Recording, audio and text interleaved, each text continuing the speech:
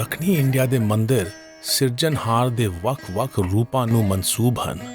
ਸਿਰਜਣਹਾਰ ਦਾ ਇਜ਼ਹਾਰ ਸ਼ਿਵ, ਵਿਸ਼ਨੂੰ ਅਤੇ ਬ੍ਰਹਮਾ ਵਜੋਂ ਹੋਇਆ ਹੈ।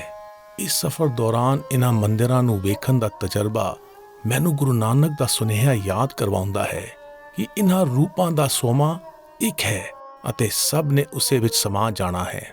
ਸੁਨੋ ਬ੍ਰਹਮਾ ਵਿਸ਼ਨ ਮਹੇਸ਼ ਉਪਾਏ, ਸੁਨੇ ਵਰਤੇ ਜੋਗ ਸਬਾਏ,